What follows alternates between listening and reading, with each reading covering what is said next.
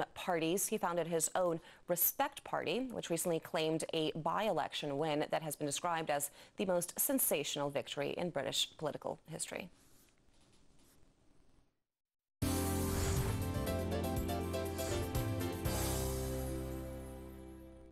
Today I'm in the parliamentary office of George Galloway MP, who around 3 months ago won a surprise election victory in his constituency of Bradford West. George Galloway, thanks very much for talking to us today. Now, your election, your victory, was a surprise to many, possibly not to you. What does it take to break a monopoly of these three ruling parties to win an election in British politics? It's an Everest of a challenge because, first of all, the big parties command almost all of the media attention, and the media is the medium through which most people get their political ideas and news. And secondly, because you usually lack a critical credibility factor. People are doubtful that they would be doing other than throwing their vote away by voting for a candidate who may be closer to their cup of tea, but are unlikely to win it, and therefore the voter is, in a way, taking a self-denying ordinance in the choosing of the MP. But if you have this critical mass of derision, I mean, I don't think that's too strong a word, the derision felt in the country against the three mainstream parties. As I often say, if a backside could have three cheeks, these three parties are those three cheeks. The three mainstream parties are such that you couldn't slip a cigarette paper between them. They all accept that austerity is the medicine. Some quibble about the dosage and the timetable of the taking of the medicine, but they all accept that the mass of the people must pay the price for the crimes and the mistakes of rich and powerful people. Secondly, all of them support Britain's role in going around the world, invading other people's countries, occupying them, and expending billions, in some cases hundreds of billions of hard-earned money that the people have sweated for on weapons and war. And so if you can come along and say, we don't believe that ordinary people should pay the price for this crisis, and we don't believe Britain should be occupying other people's countries, first in the ranks of those pushing for a new invasion, a new occupation, as Mr. Hague is doing over Syria, for example, at the moment. We just reject that. Our paradigm is completely different.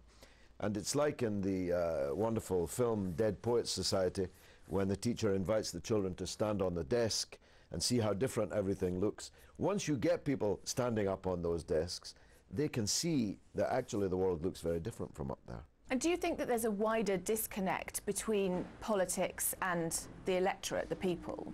Yes, people hold the mainstream politicians in contempt. They know that the mainstream politicians, hundreds of them, many hundreds of them, almost all of them, were looting the people's pockets in parliamentary expenses, which was a huge scandal. We have actually systemic failure in Britain. The media is on trial. The bankers are on trial. The politicians have been put on trial and found guilty long ago. So I, who was untouched by the expenses scandal, didn't claim any expenses at all, and who has a track record of attacking the billionaire mogul ownership of the media, and is seen as an anti-political voice in the sense of being anti the political system. Bingo, we won the jackpot. You've said in the past that Muslims like you because you protect them from Islamophobia. We recently heard the director of MI5 say that Al-Qaeda is using Arab Spring nations to recruit terrorists and potentially target Britain. Is there a point to Islamophobia, therefore? Do people have, are people justified in their fear of Islam, if you like? No, like any phobia, it is irrational, exaggerated, and paranoid.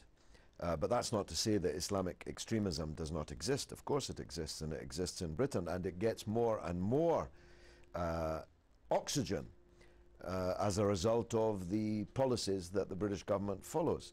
You can't make endless war against Muslims and Muslim countries abroad and expect to have no resonance here at home.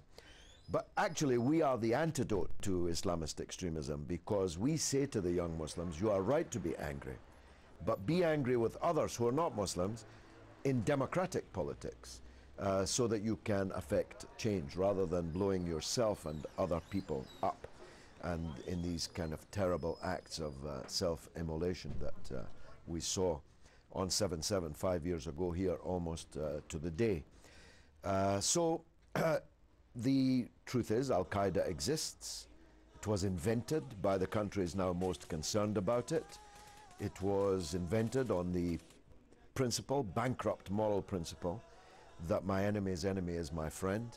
The Soviet Union was the enemy of the West, so they gave weapons and money and credibility to an Islamist fanatic formation, and they didn't read the novel Frankenstein to the end. If they had, they would have known that when you make a monster, it ultimately breaks free of your control. So they've no one to blame but themselves for this phenomenon of Islamist extremism. It comes out of a swamp of hatred sown by Western countries in their policies towards the Muslim countries. Therefore, the best way to solve this problem is to drain this swamp of hatred and bitterness by doing the reverse of what we did to fill it. There is a rise in Islamist political parties, though, isn't there, particularly in Arab Spring nations, in the Middle East and North Africa. What challenges do you think that poses for Syria at the moment?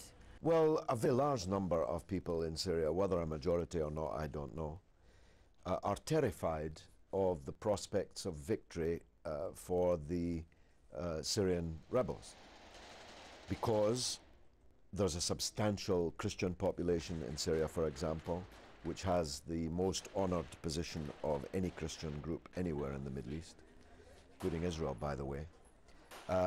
There are minority Islamic sects, which are substantial in number, but a minority in the state as a whole. There are different ethnic groups. Kurdish people, for example, are terrified of the victory of a jihadist, extremist Islamic victory. So that's undoubtedly one of the reasons why the Syrian government is still holding on in the teeth of what is a thoroughgoing and massive international conspiracy against them. Not because they're a dictatorship, because the West likes dictatorships in the Arab world. Saudi Arabia is the grimmest dictatorship of them all and is the best friend of the West. Not because it's a one family rule, because of course all these Arab dictatorships are one family rule, and in Saudi Arabia the family has even given its name to the country. Even Kim Jong-il didn't do that. So it's not because of dislike of dictatorship, no. It's because the Syrian regime refuses to follow Western orders and has always refused to follow Western orders. That's why they want to bring them down. There are mixed signals, though, aren't there, from Assad? He seems to suggest that he will step down, then he won't. What do you think will happen there? No, as far as I know, he has no intention of stepping down. There are people who fly kites in the Western media. Russia's about to change its position. China's about to change its position. Assad's about to get on a plane. This is, I think, largely disinformation. But undoubtedly, the Syrian regime has a massive problem. It has a democratic deficit in its country. It is a dictatorship. The era of dictatorship must be coming to an end in the Arab world, and should come to an end, should have long ago come to an end. But there are many dictatorships in the Arab world who are not being targeted by this international conspiracy, indeed are a vital component, part of the conspiracy.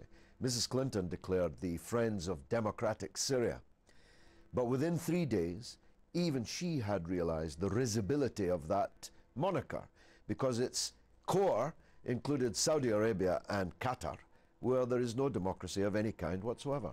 You mentioned these ethnic groups that are jostling for position in Syria. Do you predict a full-scale slide into civil war? And if so, do you think that Britain will be gunning to get involved? Well, I think there already is a civil war in Syria. The massacres that are taking place are almost entirely demarcated by sectarian division. The if you like, the dichotomy that exists in the country is not just between those who are with the regime or against the regime, though that exists, but between different ethnic and confessional groups. And that's a powder keg, if ever you wanted to find one. That's why I said last night to a British Foreign Office minister, what are you doing in Syria? Have you any idea of the virtual nuclear explosion in a critical area that you are helping to bring about? Did you learn nothing from Afghanistan? Did you learn nothing from flying Osama bin Laden to Afghanistan to fight the Red Army? This is even more dangerous because it has, of course, frontier with Israel. It's on the shores of the Mediterranean, so close to Europe itself, and it is part of, if you wanted to draw it that way, an arc involving Iran, Iraq with its big Shia majority, the Syrian government, and the people who support it, and of course the Shiite national resistance movement in Lebanon, Hezbollah. That's a very powerful arc with a lot of firepower. And one of the characteristics of Shiism, which the Foreign Office Minister that I talked to last night appeared oblivious to, was that Shiites are quite ready to fight to the death. And what role do you think Iran should play in bringing peace to Syria? Well, Iran is a critical component in the region as a whole. It's critical in Iraq. It could end in an afternoon all remaining traces of Western occupation of Iraq in an afternoon, if they gave the word to do so. And of course, you cannot talk about the future of the region without bringing Iran into it. And Russia and Kofi Annan are both correct in saying that Iran is indispensable in any solution to this. The only possible solution is the Kofi Annan plan, which is supported by everybody in the world except the people whose plan it ostensibly is. The United Nations is supporting it as the rope supports the hanging man. The Arab League that appointed Kofi Annan in the first place is busily supplying weapons to the rebels to undo it. But any sensible person in the world wants the plan to succeed. And the plan is to, by dialogue and transition, end dictatorship in Syria, without having to spill an ocean of blood in order to do it, and destabilize the region and therefore the world. George Galloway, thank you very much. Thank you.